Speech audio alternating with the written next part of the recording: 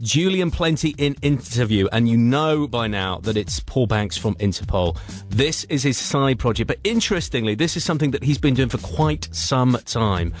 He's actually been Julian Plenti for some time, did stuff before he joined Interpol, and actually did gigs as Julian Plenti before he joined Interpol as well. So my first question to Paul, or to Julian, depending on the way you look at it, was why now? Why, after kind of doing stuff in the past and then having a bit of a hiatus, what was it about now that made it the right time for Julian Plenti to finally release a solo album?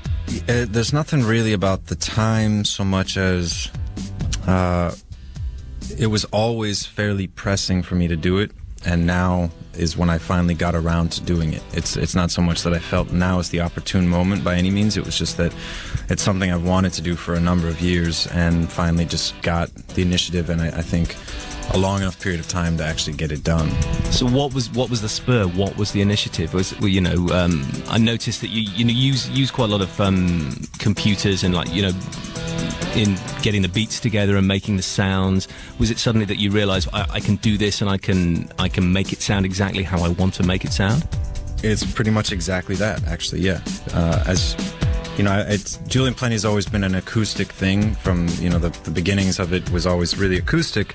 But a lot of the music that I was interested in writing, I just didn't feel was complete enough with only an acoustic guitar. And it wasn't until I became familiar enough with Logic and was able to create beats, as you said, and then orchestrate, more complicated arrangements, that's when that was sort of, I think, the final spark of like, oh yeah, now I can, as you said, get exactly the music that I hear in my head out. And that was, I think, it just gave me a lot of momentum. And also talking about, about the sort of slight duality, that it is there in the album. When Julian Plenti is Skyscraper, you're talking about yourself sort of in the third person. It was interesting that with the video for Fun That We Have, you get to act that entire thing out completely.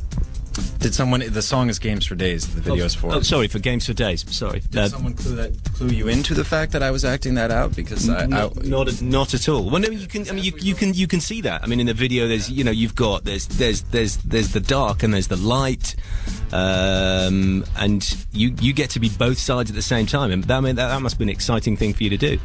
Well, I'm just so glad that you did pick up on that, because that was we really worked on the treatment a lot, and you don't know until you make a video like that. Like, will people actually get that? That's what's happening here. I don't know if people are going to really recognize that it's supposed to be two characters because they're both me. So I'm glad that you did see that. And yeah, it was a blast. That's the point. It's one big creative indulgence, and it's fun. And the video also features Emily Haynes from Metric. How did the collaboration with her come about for the video? Well, I think I had talked to the people at the label, and I said I want a video with dancing babes. That was the one criteria I had. And so we were going to cast either a model or just somebody local to where we were going to go work.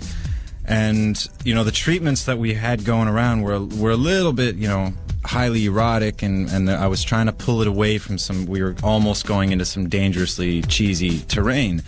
Then I started going for the more film noir angle, and somebody brought up Emily, and I'd met Emily, and I knew that she was this really cool artist, and I was like, that is such a better idea than what we were looking for. Let's go with someone who's got a real personality, who's going to bring something to it and make it even more cinematic.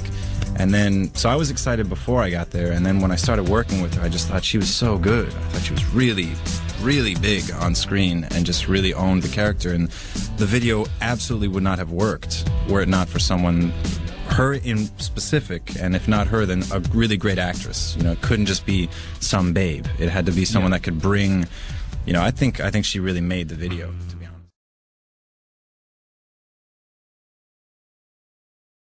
But I can't recommend it highly enough, actually. It's really, really good. And for those people who think, well, it's going to be a little bit like Interpol, well, yes, it is. That's a kind of a stepping off point.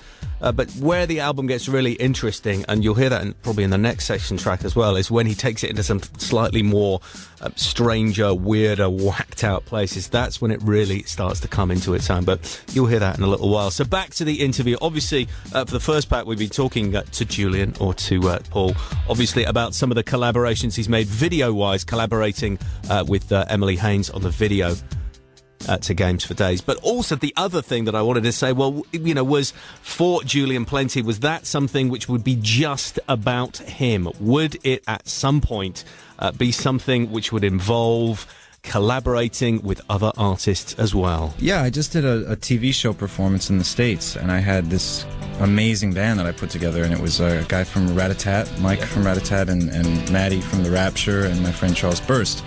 And who produced the album? Charles Burst recorded the record. He's an old friend of mine from college who's been in different bands that I was a big fan of. He's now a solo artist that goes under his own name. That to me was collaborative in itself, just working with other musicians and playing live, and that was a lot of fun. And yeah, absolutely. There's not really anything at all too strict about any of this stuff. Like, what Julian Plenti will do next, I don't know. What I will do next, I don't know. It's just sort of, it's like a concept record, a solo project, a side project. It's a lot of things and nothing in particular, nothing. Damn, there goes my next question. Because my next question, I was going to say, what next for Julian Plenti? Is there going to be any shows? Obviously, you mentioned that you did the TV show in the States.